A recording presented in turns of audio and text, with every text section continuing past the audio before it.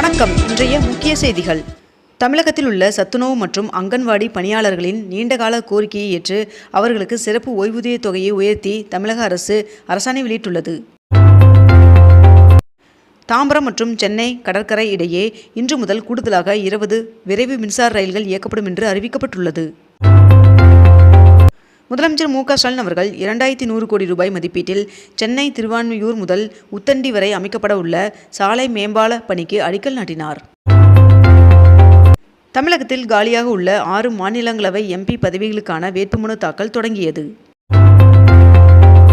மாசி மக திருவிழாவை முன்னிட்டு வருகின்ற மார்ச் 2ஆம் தேதி தஞ்சாவூர் மாவட்டத்திற்கு உள்ளூர் விடுமுறை அறிவிக்கப்பட்டுள்ளது. 2025ஆம் ஆண்டிற்கான பெண் குழந்தைகள் பாதுகாப்பு தின மாநில அரசு விருதுகளை முதலமைச்சர் மு க ஸ்டாலின் அவர்கள் வழங்கி சிறப்பித்தார். அமைச்சர் சேகர்பாபு அவர்கள் திருவிக நகர் சட்டமன்ற தொகுதியில் விளையாட்டு மைதான மேம்பாட்டு பணியை துவங்கி வைத்தார். இந்து சமய அறநிலைத்துறையின் சார்பில் 175 கோடி ரூபாய் மதிப்பீட்டிலான 22 புதிய திட்டப்பணிகளுக்கு அடிக்கல் நாட்டி 215 கோடி ரூபாய் செலவிலான 65 முடிவுற்ற பணிகளை முதலமைச்சர் மு க ஸ்டாலின் அவர்கள் திறந்து வைத்துள்ளார். அரசியல் கட்சிகளின் ரோட் ஷோக்களை முறைப்படுத்த அரசு வெளியிட்ட வழிகாட்டு நெறிமுறைகளை எதிர்த்து தவேக தொடர்ந்த வழக்கில் அரசு 3 வாரங்களில் பதிலளிக்க உயர்நீதிமன்றம் உத்தரவிட்டுள்ளது. திமுக காங்கிரஸ் கட்சிக்கு இடையிலான தொகுதி பங்கீட்டு பேச்சுவார்த்தை நாளை நடைபெற உள்ளதாக தகவல் வெளியாகியுள்ளது. நாடு முழுவதும் ஏப்ரல் 1ஆம் தேதி முதல் 20% எத்தனால் கலந்த பெட்ரோல் மட்டுமே விற்பனை செய்யப்பட வேண்டும் என்று ஒன்றிய பெட்ரோலிய அமைச்சகம் அதிரடி உத்தரவிட்டு அரசாணை வெளியிட்டுள்ளது. நாடு முழுவதும் 14 வயது சிறுமிகளுக்கு இலவச HPV தடுப்பூசி போடும் திட்டத்தை வருகின்ற 28ஆம் தேதி பிரதமர் நரேந்திர மோடி அவர்கள் தொடங்கி வைக்க உள்ளார் என்று தகவல் வெளியாகியுள்ளது. ஊழல் வழக்கில் கைதான ஒடிசா சுரங்கத்துறை அதிகாரியின் வீட்டில் டிராலி பெட்டிகளில் கட்டுக்கட்டாக அடுக்கப்பட்ட 4,27,00,000 ரூபாய் பணம் பறிமுதல் செய்யப்பட்டுள்ளது. கௌரவ விரிவுரையாளர்களுக்கு மார்ச் 1ஆம் தேதி முதல் ஊதிய உயர்வு வழங்கப்படும் என்று அமைச்சர் கோவி செலியன் அவர்கள் அறிவித்துள்ளார்.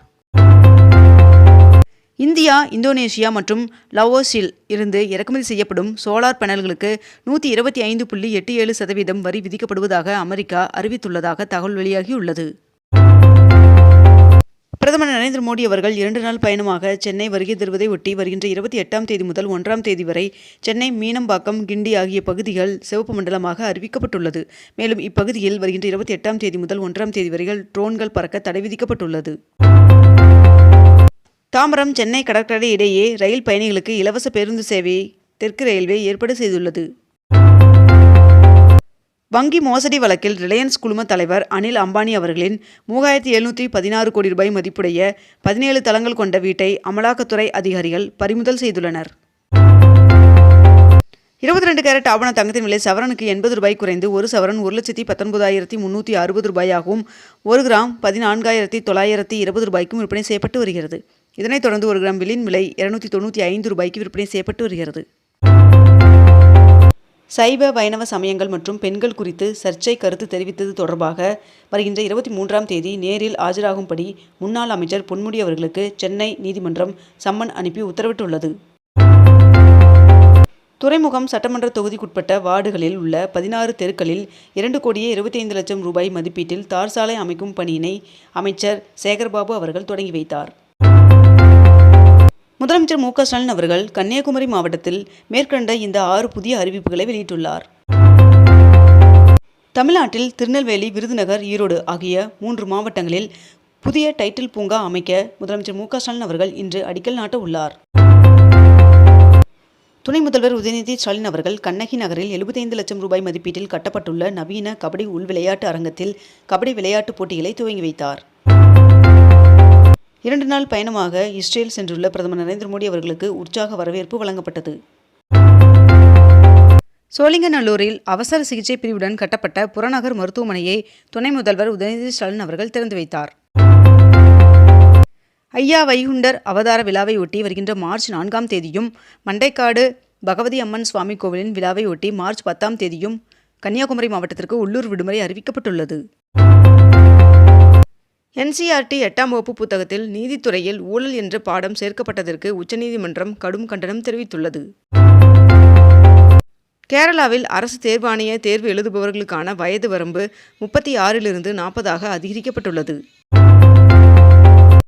சென்னை ரேஸ் கிளப்பிடம் இருந்து 6,43,00,000 ரூபாய் சொத்து வரி பாக்கி வசூலை நிறுத்தி வைக்க மாநகராட்சிக்கு உயர்நீதிமன்றம் உத்தரவிட்டுள்ளது.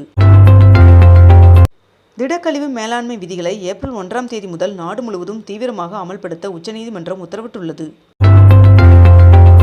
கன்னியாகுமரி மாவட்டத்தில் இலங்கை தமிழர் மறுவாழ்வு முகாமில் புதிதாக கட்டப்பட்டுள்ள வீடுகளை முதலமைச்சர் மு க ஸ்டாலின் அவர்கள் முன்னிலையில் முகாம்பால் தமிழர்களால் திறந்து வைக்கப்பட்டது.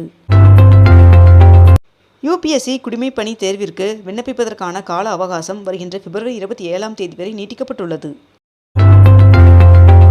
ஸ்ரீநகர் விமான நிலையத்தில் 1667 கோடி ரூபாய் மதிப்பீட்டில் புதிய முனையம் கட்ட ஒன்றிய அமைச்சரவை ஒப்புதல் வழங்கியுள்ளது. ஆந்திர மாநிலம் கண்டலேறு நீர்த்தேக்கத்திலிருந்து தமிழ்நாட்டிற்கு கிருஷ்ணா நதி நீர் திறக்கப்பட்டுள்ளது. சசிகலா அவர்கள் புதிய கட்சியை தொடங்கியுள்ளதாக தகவல் வெளியாகியுள்ளது.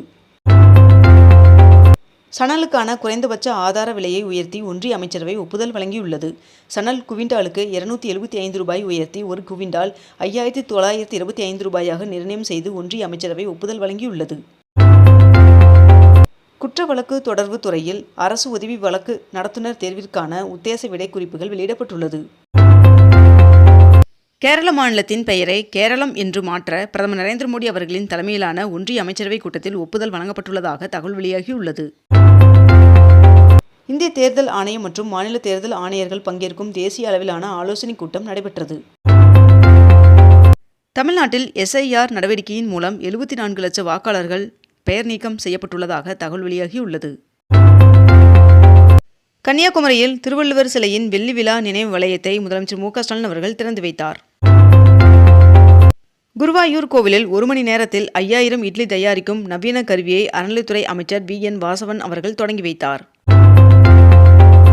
ஊட்டியில் கோடை சீசன் நெருங்கிய நிலையில் 35,000 தொட்டிகளில் நடவு செய்யப்பட்ட மலர் நாற்றுகளை பராமரிக்கும் பணிகள் தீவிரமாக நடைபெற்று வருகிறது. சென்னை திருவல்லிக்கேணியில் இறகுபந்து விளையாட்டு அரங்கத்தை துணை முதல்வர் உதயநிதி ஸ்டாலின் அவர்கள் திறந்து வைத்தார். பிரதமர் நரேந்திர மோடி அவர்கள் டெல்லி மீரட் இடையே அதிவேக நமோ பாரத் ரயிலை தொடங்கி வைத்துள்ளார். 2026ஆம் ஆண்டு சட்டமன்ற தேர்தலில் வெற்றி பெற்று தாவேகா ஆட்சி அமைத்தால் செயல்படுத்தப்பட உள்ள 15 திட்டங்கள் மற்றும் வாக்குறுதிகளை விஜய் அவர்கள் அறிவித்துள்ளார். நீர்மூழ்கி கப்பல்களை தாக்கி அளிக்கும் திறன் கொண்ட அஞ்சதீப் போர்க்கப்பல் சென்னை துறைமுகத்தில் வருகின்ற பிப்ரவரி 27ஆம் தேதி முதல் கடற்படையால் இயக்கப்பட உள்ளதாக அறிவிக்கப்பட்டுள்ளது. இத்துடன் இன்றைய தலைப்புச் செய்திகள் நிறைவடைகின்றன. மேலும் இதுபோன்ற அண்மை தகவல்களை உடனுக்குடன் தெரிந்து கொள்ள அக்னிபூ சேனலை சப்ஸ்கிரைப் செய்து கொண்டு தொடர்ந்து இணைந்திருங்கள். நன்றி, வணக்கம்.